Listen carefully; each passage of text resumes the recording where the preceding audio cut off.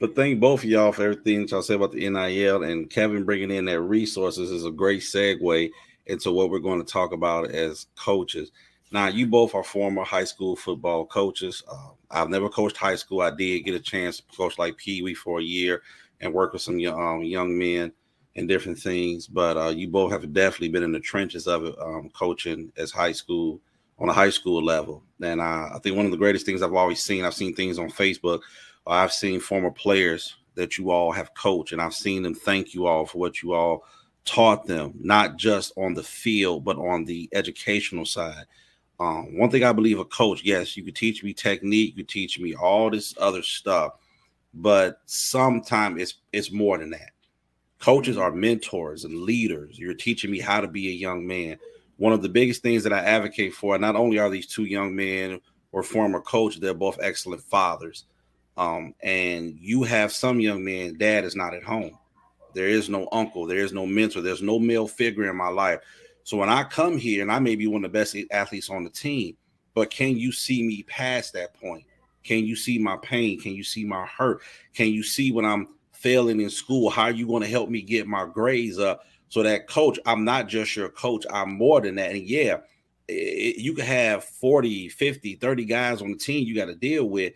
But how do we as coaches come as a unit, the D line, offensive line, head coach? Do we have those conversations? Hey guys, it's guys on here that need us more than just coaches. So as we go into that, what does it mean to you all when you have to be more than just a coach, or just talk about your experiences when you all work coaching, and then like kind of what you're seeing today? Because I know we have some great high school coaches all over, but my experience, I done seen some horrible ones that don't care about the kids, don't teach them nothing. Case in point, I had a coach tell me my son is out doing some personal training with some of his former coaches, because they coach at a school and they do personal training, they do seven, all this extra stuff to help kids develop. Coach found out about it. He was like, "Yeah, I wouldn't mind working with your son one on one. This is one of his coaches at his high school, but I don't have the time." But if you didn't even know I put my son in personal training, to me, you're saying you had no intention of helping my son. You know how he wants to get better, but now all y'all got something to say, because I decided to say as his dad, for him to get ready for the next level, which is college, I got to get him some training outside because it's not being provided. Y'all got a state-of-the-art facility, state-of-the-art gym. Y'all got the resources, but you don't have the time to help these young men be better. So I have to go outside of you, don't mind paying the money, to get my son what he needs. And now that you hear about it, oh yeah, Mr. Jackson, I would have been glad to train your son. But you know what, man? I ain't got the time.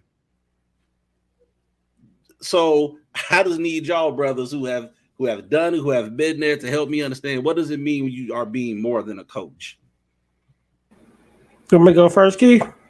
It's up to you. I know. Go ahead. Go ahead. You can go. I started off as did little student coaching at Eureka, and then for a year, and then I played, and then I became a 2-year coach at Bloomington High School, and then I became the head high school coach at Urban Prep West. And for me, it was never about wins or losses. Mm-hmm. I wanted to win. Don't get me wrong. I wanted to win, but it was about developing character in the man. It was about the heart, right? Mentoring of athlete was just as important in their development as an athlete, their physical development as an athlete, right?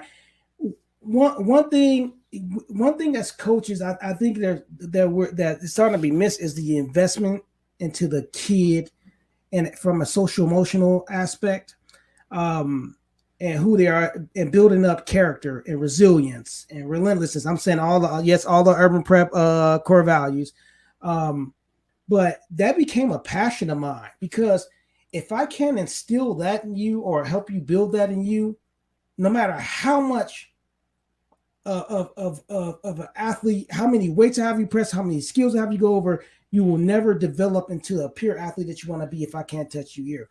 I'm just going to tell a quick story. And sorry, Gladney, you can. I know you won't be mad at me telling the story. we love those kids that are in prep. Those are like sons to me, man. And it was about like not about football. It was about we made sure that that student was always central for our kids, right? We check grades. You wouldn't come out to practice if you was failing. You wouldn't. I mean, Coach Lord took somebody off the field because he found out they was failing. Like we valued the student aspect of the athlete. But we also we know our kids come with trauma, they come with issues, and they come with situations. So we have to address the heart. We can't just address the physical. We, as a coach, I wasn't able to do that because like Kevin gonna bring it up, heart posture, right? But you even have to have the right heart posture to coach.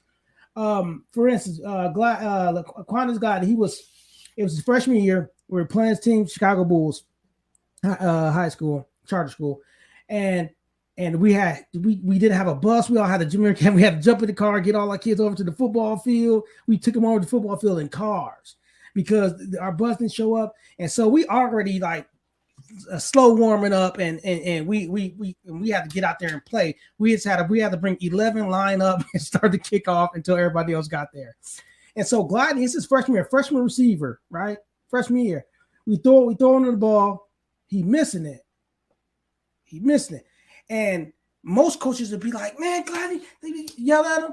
I said, "Gladney, I'm coming right back at you. We're throwing the ball right back to you. You got this, man." And we can't. He missed several balls. Do you know that young man became an all-conference receiver? What was the following year? The year after that, because he took that as motivation of. Is a beast. Man, we called him the Blackwell Welker. He didn't just say, "Man, he went back. He got in the weight room. He met with the other Coach Davis and learned how to read defenses. He worked with Coach Brown to get his routes crisp, how to sit in zones, and became one of the best small receivers I've ever seen play high school football, in my opinion. And it was because we didn't beat him up for those missed balls, and we didn't allow him to beat himself up. We allow him to use those as learning moments. So when you're developing a football player, you got to use the weight room, the film, experiences. There's some things you have to get out. Our players had in the way, and we have to navigate that. But you have to build the whole. I mean, yes, here an educator coming out of me. You gotta. If you're gonna be a coach, you gotta educate the whole child. You gotta teach and train the whole child, right? Because we have some students, some players who were phenomenal athletes, Division I style, D linemen, receivers. That didn't have that the character part is where they struggle and never made it through high school football. So one thing I do want to say is coaching high school is hard. To where the point to where I don't know about you, Kevin, I would get out the car at the end of practice and I wasn't the one running.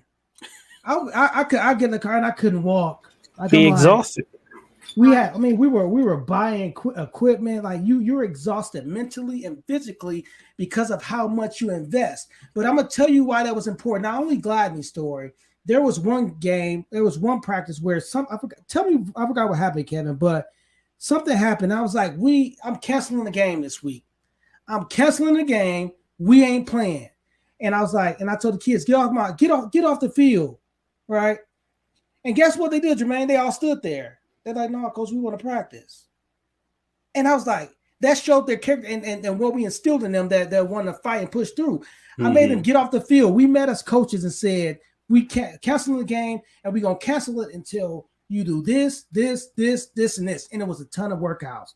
It was a workout to make any kid quit. And Kevin Marines, we had 1,000-yard drill. They had to finish up all these things before we would schedule that game on Friday and play it. You want to know how many kids didn't finish it? And these are urban kids who come from South Side of Chicago who had their struggle, had their traumas. You want to know how many kids didn't finish it? One. Wow. Every kid got out there and did those exercises, and we played that game on Friday, and I forgot what, but we blew them out. It was bad. That showed you our investment into who they were as men, right? We did almost everything we could do for them as athletes. They knew the playbook. They was hitting the weight room. They was in the best shape we can give them with the equipment and the resources we had. But the character that they had to say, you know what, I'm gonna show up every day with no coaches present. They had to do this with no coaches present. And complete these work, man. I ain't gonna lie, I can't even say I would have did it, man. All but one player finished it. And that's what it is about coaching. You have to hit all those areas for the kid, man. It ain't just about the weight room. But if you're not investing enough, like your kid coach said, like they don't have the time, man. Did we have the time, Kev? We were getting home at 8:00 at night after football practice. I wasn't seeing my kid. I had KJ at the time. I wasn't seeing KJ. Wasn't being able to put him to bed, man. So it's a sacrifice. But if you ain't willing to sacrifice, don't get into it. We're trying to raise student athletes. We're trying to raise men, and that's what when I went into coaching, that's what it was about. It wasn't about the wins and losses. Our quote was, "We are what we repeatedly do. Therefore, excellence is an act, not a habit." By Aristotle. That was our saying, and our kids had to memorize that. Excellence is a habit, not is a habit, not an act. They had to memorize that entire quote by Aristotle because everything we wanted them to do from the school, from home, to the field had to be perfect. You had to it had to be excellence. And if it was anything less than that, go back and do it again. So coaching is always going to be a moment to grow young men. And if it's not that for a coach, which a lot of coaches are not, I think you need to reevaluate if you're going to be a coach or not. Appreciate it. Can't wait to hear. All right, so no, real talk. I agree with everything he said, but y'all know the great Billy Graham, right? The late great Billy Graham pastor. Mm-hmm. He said he had a quote that said, "A coach will impact more people in 1 year than the average person will in a lifetime." Mm-hmm. Think how powerful that quote is. In a year, than the average person will in a lifetime. So I did this. I was doing a blog, this coaching blog, and I was trying to talk about culture and coaching and that type of thing. And one thing I said this blog was, people have to realize how much time a coach spends more time with a player than their own parents during the season. Think about it. Mm-hmm. Your kid wakes up let's say they wake up at 6 to 6:30. Let's say it take an hour for them to get ready and get to school. Boom. That's 1 hour you get to spend with your kid, barely an hour because they doing stuff. Then they get home after their sport. They get home, they do their homework, go to bed. You probably spend maybe an hour and a half in a day with your kid. A coach will spend up to 3 hours or more with your kid in a particular day. They have more time with your kid than you during the season. So what they do and what they say have to be important to building your kid. And if it's not, then I wouldn't want my kid playing for that coach because you're going to be spending a lot of time with my kid. I need to make sure you're doing what you're supposed to do for my kid. You have to be, even though you don't want to be that father figure or that mother figure, you're automatically putting that responsibility because of the time you spend with that kid. And that's why I think some coaches don't get. They just think they can do the X's and O's and be done. It doesn't work that way. So when I was coaching for Keith know how I started off coaching. Came in yelling, cussing kids out. Da, da, da, da, da. Man, know why I did that though? Why I did that though? That's how I was coached. Mm-hmm. One thing coaches have to learn is you can't coach how you were coached, especially if you were coached that way. When we played football back in our days, that's how coaches coach. They was on you, yelling at you in your face. Everybody got yelled at when you messed up. But what you have to learn is every kid doesn't react the same way to your process. You treat one kid has to be different than you treat another kid. Now that might seem to some people like that's wrong that you treat them different. Nope. But that's how it works. You may like if a coach yell at me and get in my face, cool coach, I got you. Next play. There could be another kid who doesn't have the toughness I got and soft and be like. You yell at them and they crumble, and that's what the kids that quit because coach yell at me. It ain't because they soft. It's because they're wired differently. So as a coach, you have to come at that kid a different way. That has to be your concept of thinking as coaching. If you can't think that way, you shouldn't coach. Also, coaches has a 3 level. Keith mentioned these, but I'm structured out in 3-dimensional coaches format. You have the physical, that's lifting, X's and O's, weight room, that's all that, right? What all coaches do. They do that. But then you got the emotional level. It's 3 levels of 3-dimensional coaches. So physical, mental, emotional. That's the heart, the emotions, caring about what they care about, community, and all that, like making sure their emotions are intact and they are psychologically sound. But then you have the heart level. How's your kid's heart? You have to coach. You have to coach all 3 levels. You just can't coach physical and don't spend no time on the mental, emotional, and then the heart level. You can't spend all the time on the heart level because you have coaches like that. They spend 100% on the heart level, but the X's and O's suck. You think that team gonna win? No, X's and O's ain't there. A team that's 100% of physical, but they have no heart level. Will they win? Possibly, but those kids' social lives and personal lives and emotional life, the way they deal with women and all that, would those be where they should be? Absolutely not. You have to coach all 3 levels, and coaches lack coaching all 3 levels, and they think, oh, I can do the X's and O's. I can draw up a 4-2-5 defense and cover 2, Tampa 2, cover. But your kid sitting right there and he having a terrible time at home, and he not mentally there. Right. What are you gonna remember? You wonder why the physical level ain't happening. It's because his emotional level is off. Because his heart level is off. But if you can train, if I can get your heart, your emotional, and I can teach you the X's and O's, I can make a heck of a player, bro. I can make a solid player. I can make the most scrubbiest player a good player. We had a number of those at Urban Prep. A terrible player. I'm sorry, Thomas, my boy Thomas. Thomas first came in Urban Prep. He was not the best lineman. He turned into a monster. Played in college, and now he coaching up in north of Chicago. We'll start with a W. Waukegan coaching football up in Waukegan. He going to the same thing you're going to. I saw him take a picture of weight room. Like, look at all this weight room and only 2 dudes in here lifting. I said, Thomas, now you see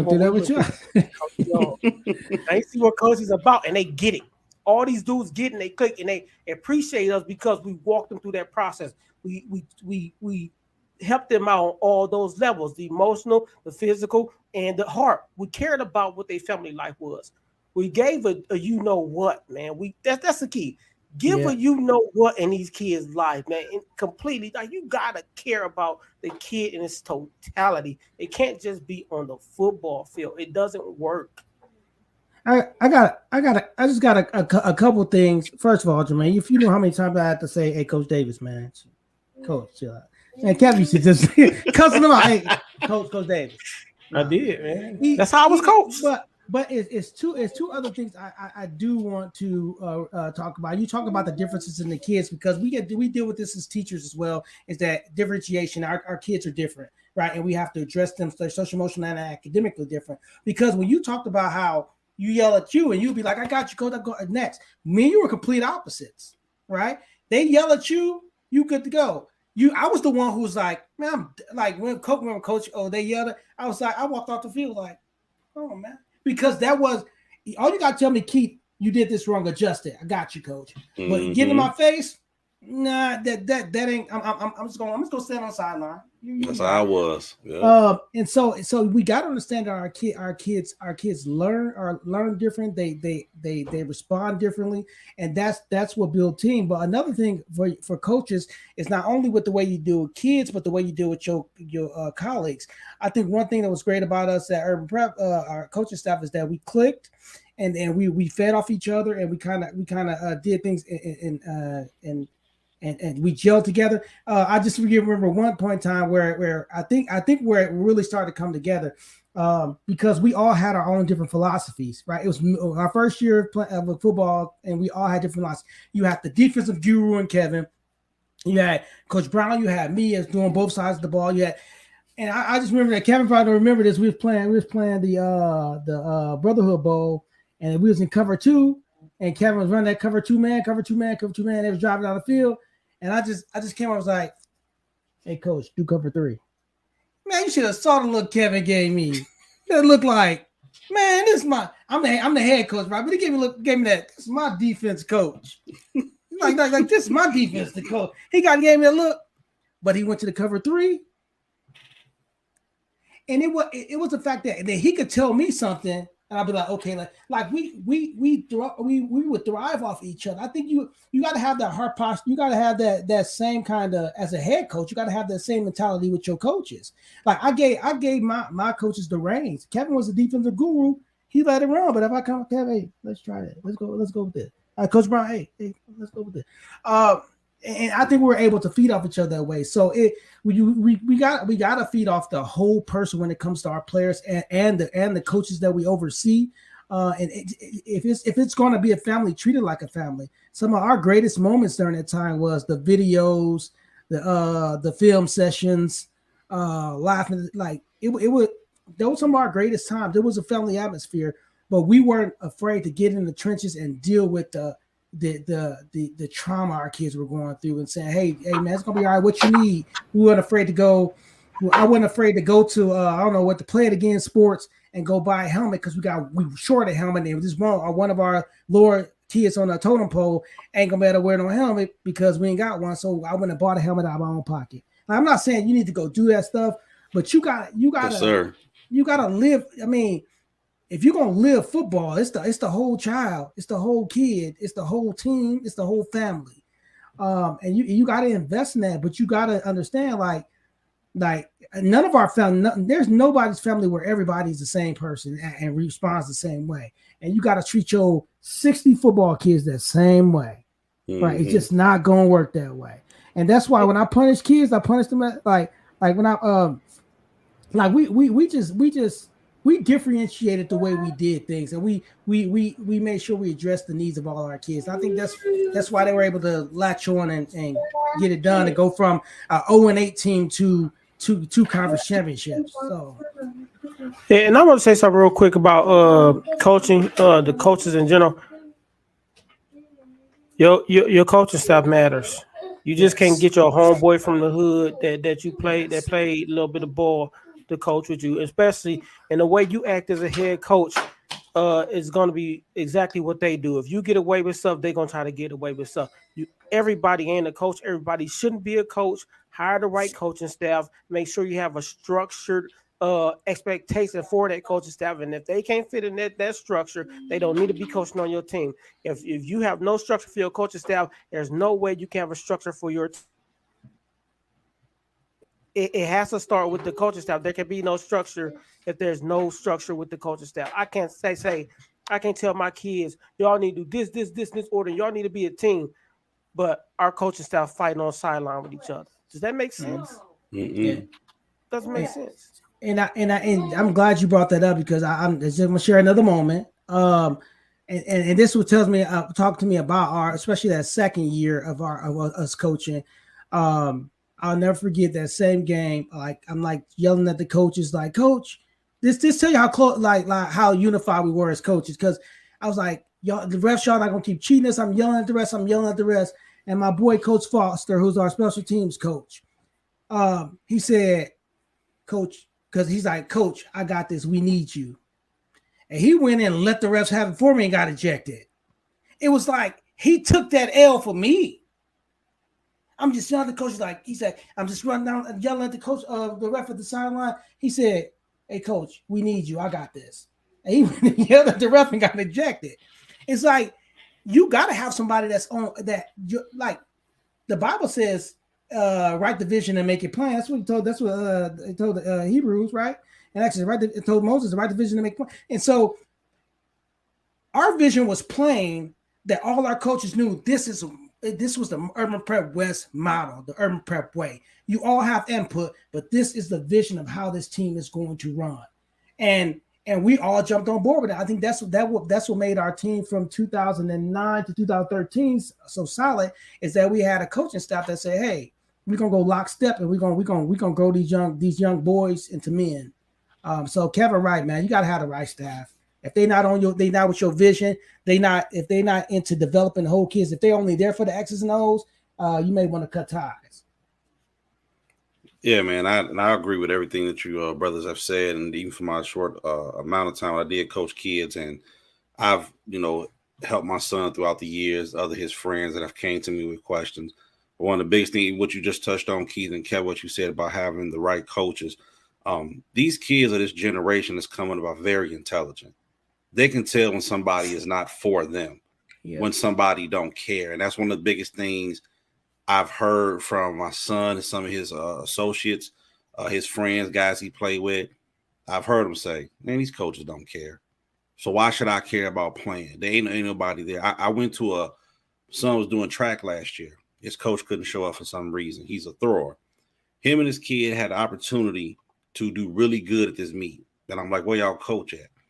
I stepped up and just not so much coaching their technique, just motivating them. Told them both, man, y'all going to PR today.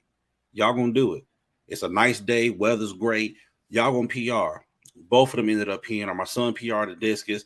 The other young man PR'd and shot put, ended up placing high, I think, in the top 3, and he PR'd in disc. Sometimes kids just want to know, is somebody going to be there for me? Just motivate me and help me. And I've seen coaches with ulterior motives, looking for, man, if this kid make it, he gonna mention me. Some coaches are trying to get up through the coaching ranks, that if I could be successful here, I could move around. They got their own agenda to stuff and using the kids in the school as well. And I've seen kids, they can see that. I saw a coach who once was so invested in my son, had 2 sons, and was lifting up my son more than your own kids. I had an issue with that. And his sons were talented. They didn't have the size and stature of my son. He's just a big kid. But your son going to be this. He going to do this. And I'm like, I believe it. But, sir, you got 2 whole sons over there. Thank you for motivating mine. But you pumping my son up more than your own, too. And I used to be looking like, and it was crazy because there was an incident once in school where my son, one of his sons, got in a little altercation. Because I could imagine that kid feeling some type of way because – my dad more for you. He's my dad.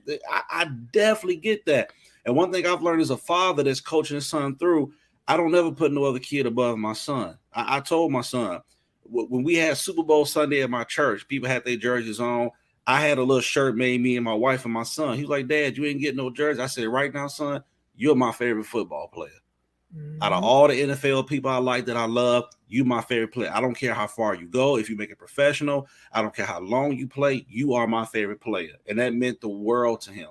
So, and I do a lot of play. He plays with a lot of talented young men. And I think they're all great. But my son, you my favorite. Whether you do good in the game, you do bad, you are my favorite player. I always want you to know that. And I've seen coaches sometimes that just, their motives ain't right. And I've seen young men, even young women that are just so discouraged because they like, you're just here. You don't care. I don't know where you came from. I've also seen kids say this, you're not from my community. I can tell you don't know the struggle I've been through, and you ain't willing to listen, that you're going to go back to your nice house, your nice family. You just here. You don't really understand what it is to play here, to grind, to come through the train. You don't understand what it is, why that football or basketball, soccer, it's an outlet for me. This may just be a sweet deal to you, but for me, this is my outlet because I got to go back to some circumstances that I really don't want to be at. So you don't even really understand where I'm coming from. And these kids today pick up on all of that. And if you as a coach can't push past that, then you wonder why he ain't playing, why he ain't doing this. There was one game, my son was not doing his best. I came late to the game. My wife was there. His coach was looking for me. It was the most, to me, discouraging thing I've seen. So game was over. My wife was like, is he okay? Is he hurt? And my son, I talked to him. His coach said, man, where were you at? I said, I got here a little late. I had some business to take care of. And your son wasn't playing his best. I was trying to get you to motivate him to play better. You his coach. Matter of fact, you're his former head coach. Why can't you pull it out of him? And my son really, he was not feeling well that game, but nobody on the coaching staff could pull the best out of my son for that game. They kept him in the game because wasn't nobody behind him better than him. But he just wasn't having it. And they said, we were looking for you. We were going to pull. I'm trying to enjoy. You gonna pull me out the crowd because now I got a coach? That's your job. You get a check for it. Now, if I would have been there, would I have came on the field and talked to my son? Not holler, hey, son was. So I know how to reach my son, but you're his coach, and you telling me out the 5, 6, 7 of y'all here, nobody could reach him to make him play better in that game? That's a problem. What you here for? And it wasn't one of his best games, but it just blew me at that point. Like, these are type of coaches we got going over our kids? Nah, man. So yeah, that's the heart level of coaching. It's the heart level. They didn't know how to coach the heart level. Yeah, and because I do want to say your words as a coach go a long way, and your blocking of certain words go a long way, right? You got to understand, maybe what they were trying to say to him, those weren't the words, and maybe they didn't tailor to him, but your words go a long way. Your words can do it can spark a fire, or it can create damage. And there's nothing. And sometimes when you create that damage, even if you was there as a father, he may have still not been able to rebound because of that initial conversation, right? And so we got to understand that, and then we also got to protect our players from that negativity as well, or whatever whatever blocker to block them from having those thought process. By the way, Willie Ruffin, you owe me $100, because even when other players talk down to their teammates and stuff like that, and you got to be able to coach that's willing to navigate that, whether that's during the game, after the game practice, in the hallways, what have you. And so like Willie used to say, freshman year, as his brother Demetrius say, Demetrius talking about him running back. Willie was a starting corner. And I was like, I'm gonna make your brother all conference running back. Willie was like, no, you ain't. I bet you $100. No, you ain't. He became the better of the Ruffin brothers and was an all conference running back. And it's like you can inspire kids with your words, right? With the right words, you can inspire kids. But so often we're so caught up in the X's and O's that we don't deal with the other part. And when you were talking about how long we coach, and Kev was talking about we see the coach see kids more. I think as a coach, if you spend less than 8 hours as a coach in the building, let me make this clear. As a coach in the building, if you spend less than 8 hours on your kids, you're not doing it right.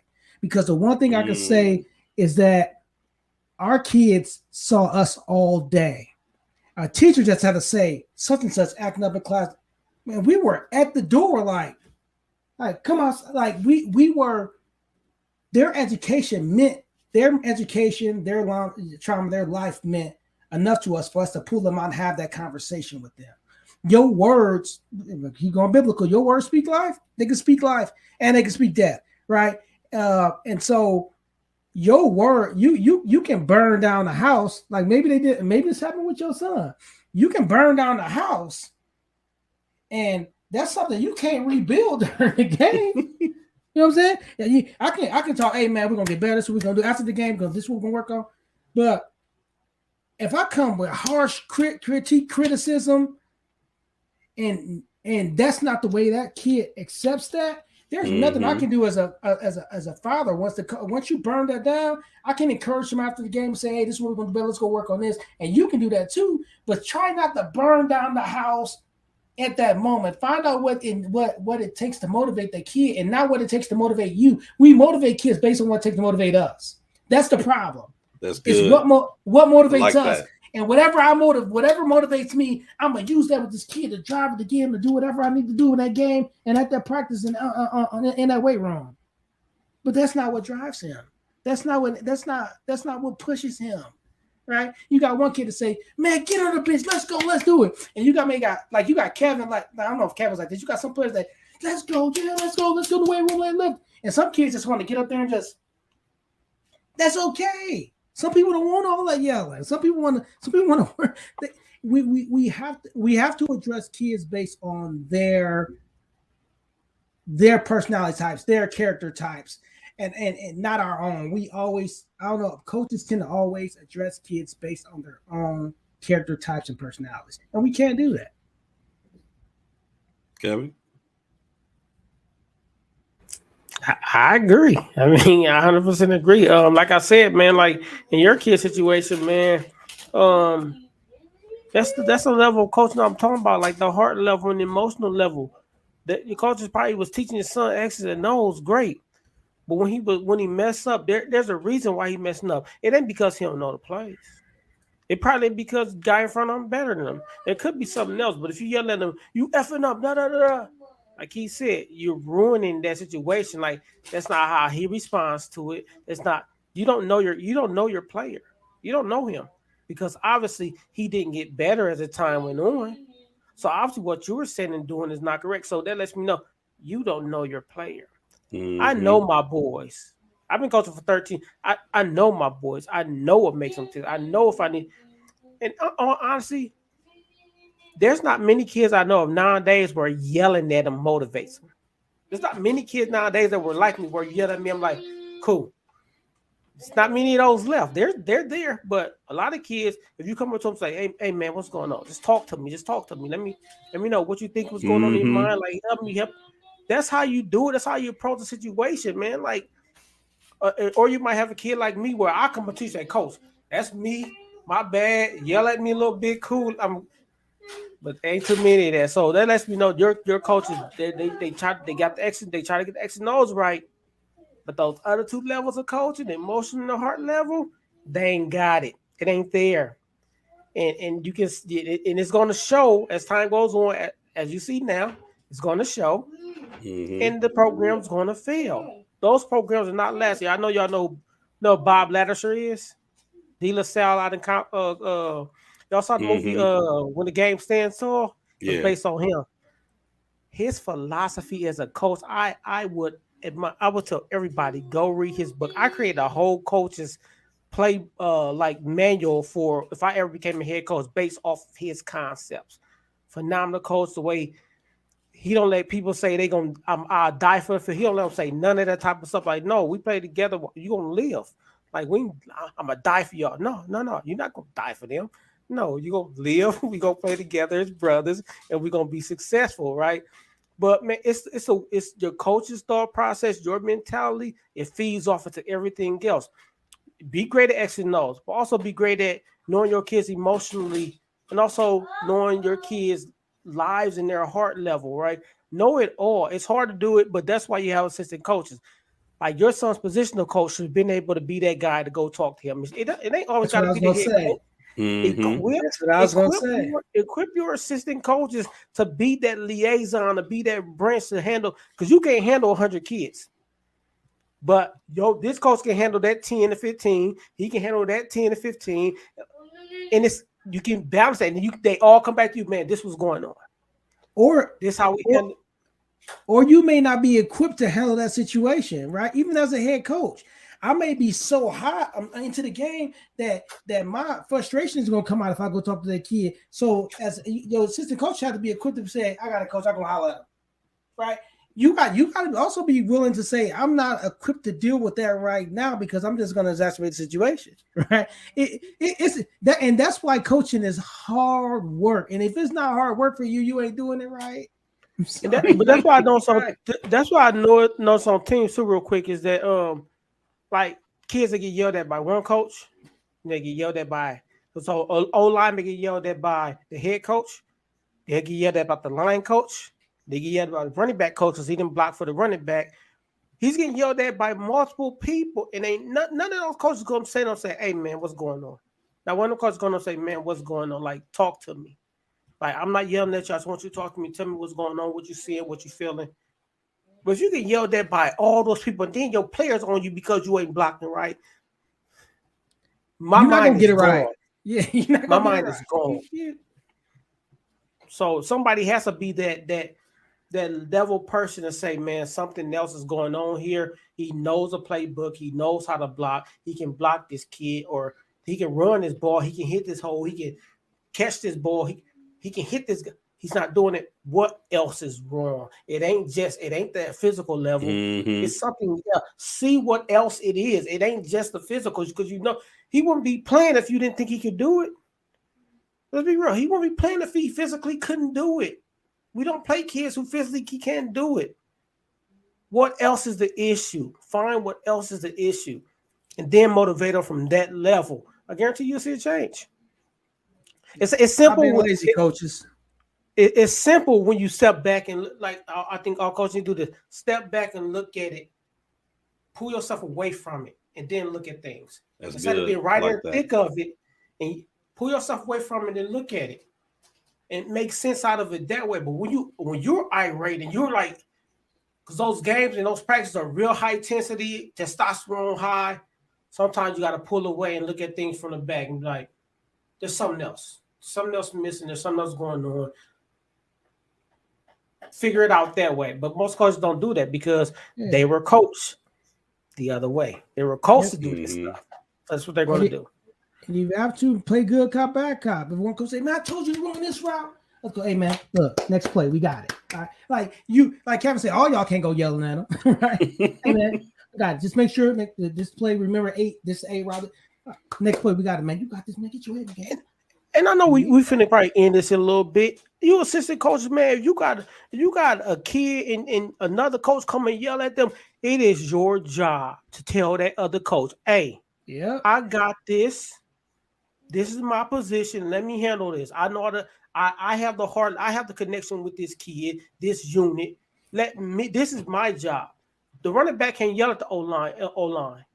The quarterback coach can't yell at the receivers. They got coaches.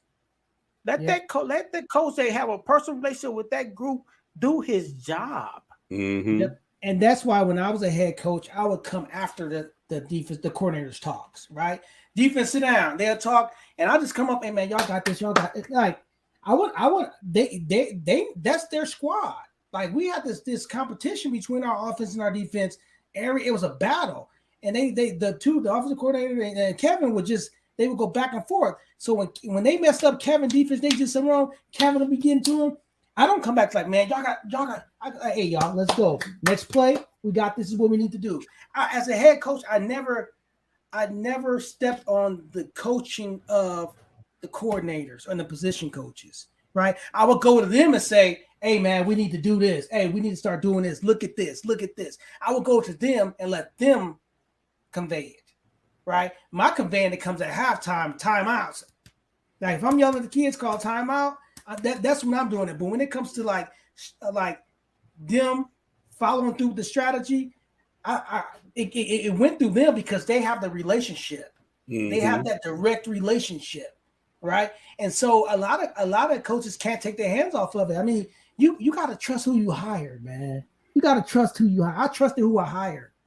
It was that simple. And if you can't, you need to change it. You need to find some other coaches. He did give me that look, though, Jermaine. Yeah, look, I did. But man, I know we've been going for a minute, but I gotta tell you why I gave look, man. I believe this, and I still believe this to this day.